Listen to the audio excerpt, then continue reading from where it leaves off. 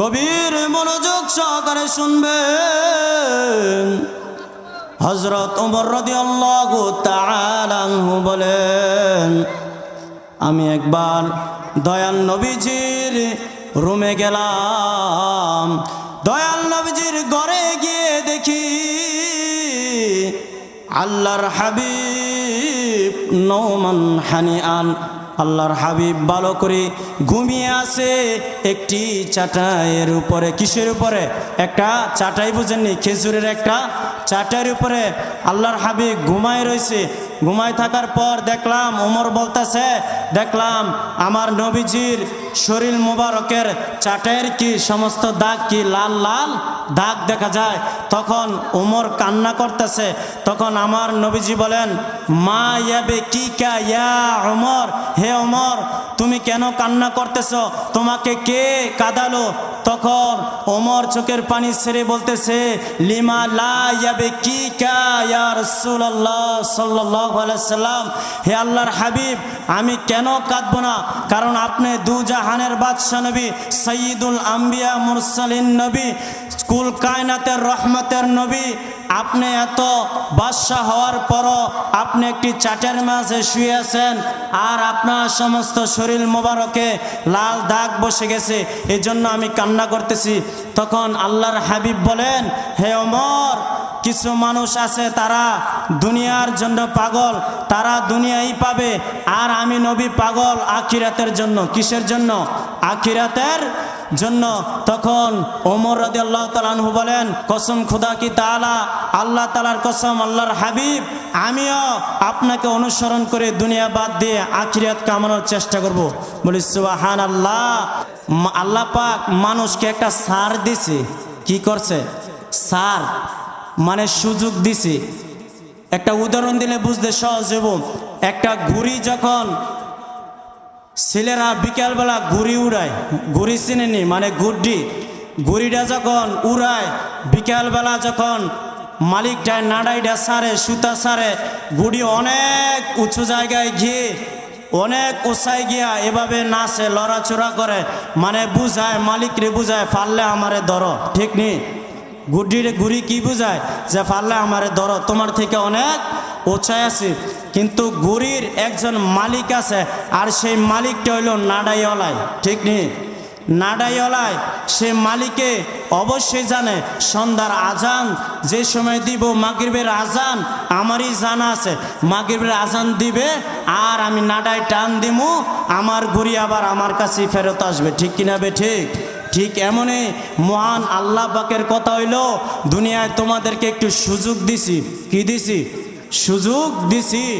সন্ধ্যা যেদিন শেষ হবে কিয়ামতের ময়দানে অবশ্যই হিসাব কি নিব, অবশ্যই কি হিসাব নিব।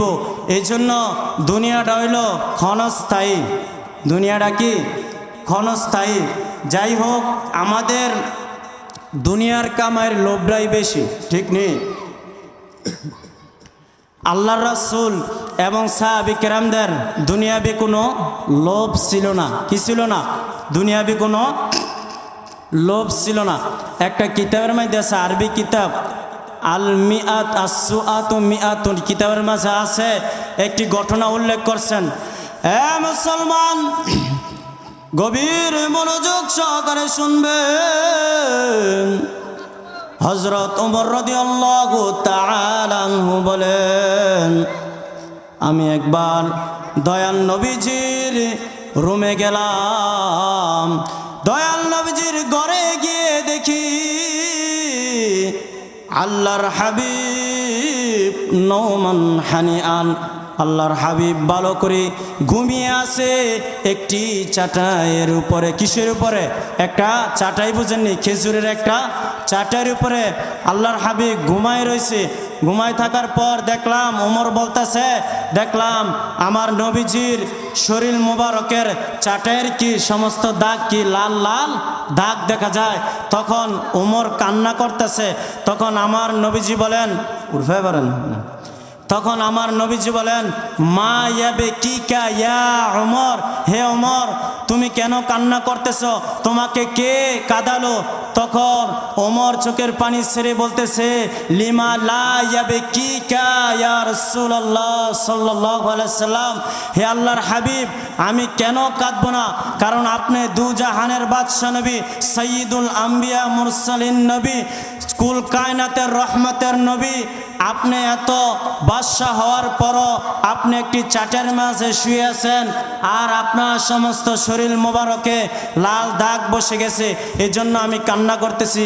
তখন আল্লাহর হাবিব বলেন, হে ওমর, কিছু মানুষ আছে তারা দুনিয়ার জন্য পাগল, তারা দুনিয়াই পাবে, আর আমি নবী পাগল আখিরাতের জন্য। কিসের জন্য?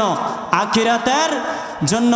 তখন ওমর রাদিয়াল্লাহু তাআলা আনহু বলেন, কসম, আপনি না পড়েন, ওমর রাদিয়াল্লাহু তাআলা আনহু বলেন, কসম খুদা কি তাআলা, আল্লাহ তাআলার কসম, আল্লাহর হাবিব আমিও আপনাকে অনুসরণ করে দুনিয়া বাদ দিয়ে আখিরাত কামানোর চেষ্টা করব।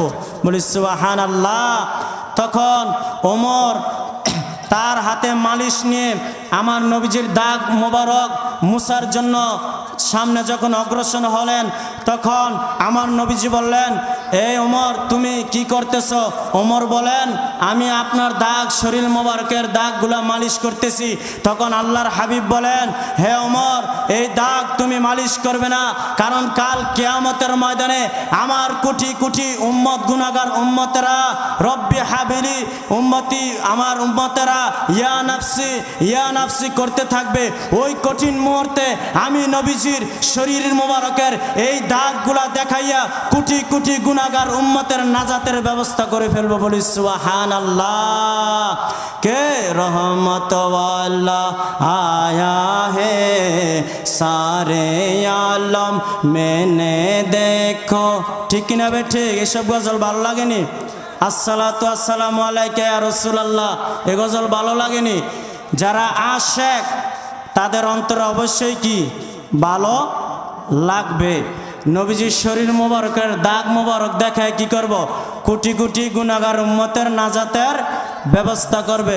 সেই নবীর পক্ষে থাকার দরকার আসেনি? দুনিয়া কামায়া না আখিরাত কামায়া? আখিরাত কামাইতে হইবে, নাইলে ধরা খায় যাবেন গা। কি করে যাবেন গা? ধরা খেয়ে যাবেন। আমার নবীজি অন্য হাদিস মোবারকে বর্ণনা করেন, আল্লাহর হাবিব বলেন, হে আব্দুর রহমান ইবনে আউফ, আমি স্বপ্নের মাঝে দেখতেছি। কিসের মাঝে? স্বপ্নের মাঝে দেখলাম আমার কিছু কিছু উম্মত বিনা হিসাবে বেহেশতে প্রবেশ করতেছে। কি করতেছে? বিনা হিসাবে বেহেশতে প্রবেশ করতেছে।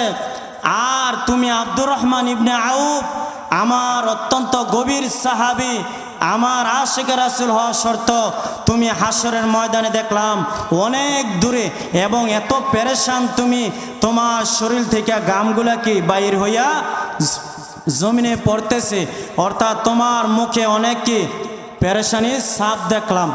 তখন আব্দুর রহমান ইবনে আউফ রাদিয়াল্লাহু তাআলা আনহু সাহাবী বলেন, হে আল্লাহর হাবিব, আমার এত পেরেশান হওয়ার কারণ কি? আর আপনার কিছু উম্মত বিনা হিসাবে বেহেশতে প্রবেশ করার কারণ কি? তখন আল্লাহর হাবিব বলেন, আমার যে উম্মত বেহেশতে বিনা হিসাবে প্রবেশ করতেছে, কারণ তারা ছিল দুনিয়ায় দরিদ্র ব্যক্তি, গরিব ব্যক্তি, তাদেরকে আল্লাহ পাক সম্পদও দেয় নাই, এজন্য হিসাবও নেয় নাই।